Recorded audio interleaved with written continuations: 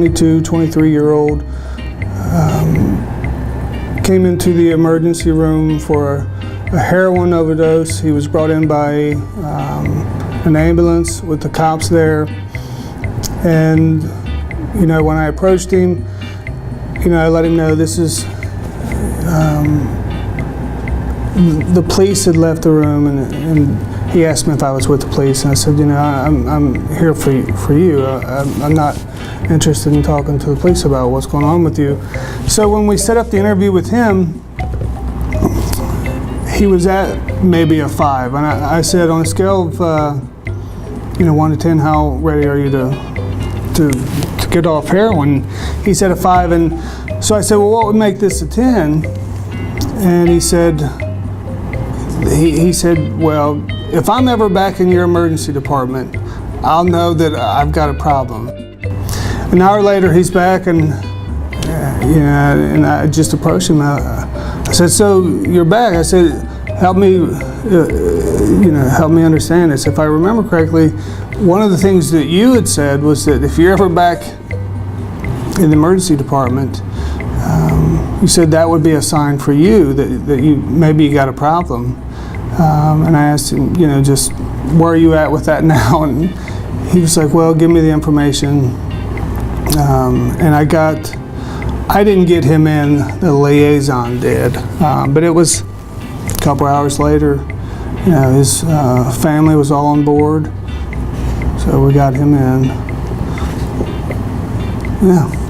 I think one of my favorite moments is when you get a patient that is defensive, and then the second you see them relax and you're together instead of, you know, the interrogator, and they say that you're there to work with them, it's the best moment. One client that comes to mind is a gentleman who was referred to us by Department of Jobs and Family Services because he clearly was not job ready and needed to either be in the jobs program or working toward becoming job ready. And what happened to trigger them to refer him to us is that when he walked in for their first meeting, they realized that he was extremely anxious in a setting with other people. He actually told the worker that he hates people, that he'd had a terrible experience dealing with people in his lifetime. And then, so they referred him over to me. We worked a lot on the trauma issues. He had a history of childhood abuse, a lot of trauma throughout his life, and he's now at a point that he's looking into, or he's actually beginning to attend classes for job readiness. So he's really made some good progress, and that's kind of exciting to see. I haven't had any big ones, especially since a lot of the referrals that I've made, I haven't had a chance to see them again or hear back about them. But when I do make referrals and when people are really receptive and thankful for me being there, for talking to them, that's when I feel like I've had a success story. I haven't seen the outcomes yet, but just making that impact for them and making them feel comfortable that they've had someone to talk to is a huge accomplishment. We had a couple come in. They were like 47 and 52, but both of them had been doing heroin for like over 20 years, and they both said they had infections on their heart from using the needles, and so they both agreed that they wanted to go into treatment together. And so we have a lot of people who will come to the hospital and say, you know, we offer this, whatever kind of insurance they have. And so we were able to get them into treatment, and I actually was able to do follow-up because they had to be admitted into the hospital, so they couldn't go into treatment until, but I was able to talk to one of the nurses from the floor, and she helped get them into treatment after they were admitted. So even though we didn't get to do all the work in the ER, we still were able to get them in. So it's nice to have outside resources, because sometimes our resources in Cincinnati are full a lot, and so we have a lot of reps come in from out of town and help us get into treatment. We've been successful with her. I think we had like 2 or 3 people or 2 or 3 instances where we've been able to get into treatment out of town, and that's helpful also. He was just having a normal checkup at a doctor's office, and he is in the position where he has been working for over a year. He financially cannot really support himself, and it's really been bringing him down. He's depressed, and he just doesn't have the means to help himself. And I explained our program, you know, what SBIRT can do and our services out there, and he was very interested, you know, would love to meet with our SBIRT therapist. And when I gave him all the information, he told me and he said, I feel better knowing that I'm going to finally get help. So that patient left the office feeling better because he knows that he's finally going to have some treatment, you know, get the help that he's wanted for a while. There was one person that came in and she just point blank said, had it not been for that paperwork that you all had me do, that SBIRT, I probably would never be coming to therapy. But I saw that I did have depression, and so I thought, well, what could it hurt? And she's still coming to see me. Today, actually, I had a gentleman who just got off the IC unit because he had a major heart attack, and he was a positive audit. And he said that he used to drink pretty much daily until he said, I'm done. That scared me. He said I was in cardiac arrest. I don't even know how I'm here.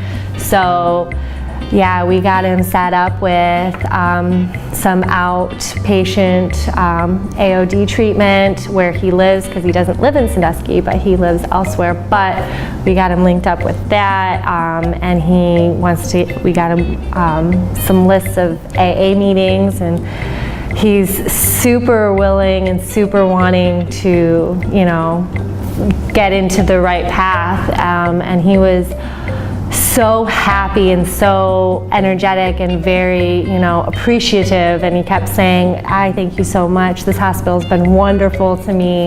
You know, I don't think I could have actually been able to do any of this stuff, and I wouldn't be living without you guys. Well, you know, I've had patients where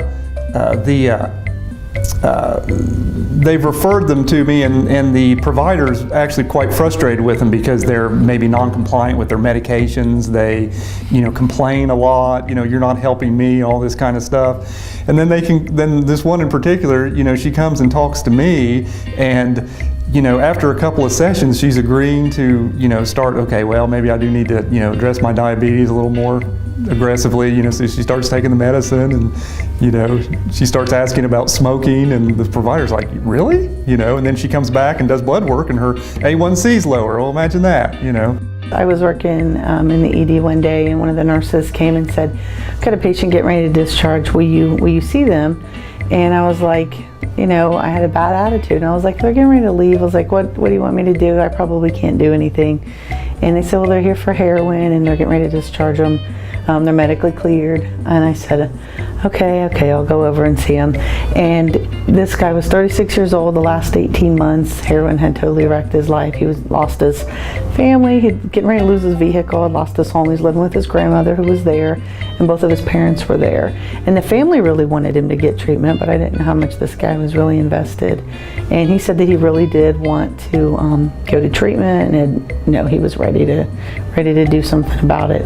So got on the phone and made some calls, and you know, the right insurance and the right location with an open bed and all that kind of fell into place. So we were able to do door to door and able to verify that he got there at treatment in about an hour and a half, and checked in, and they were doing their assessment. And so yeah, it was really cool.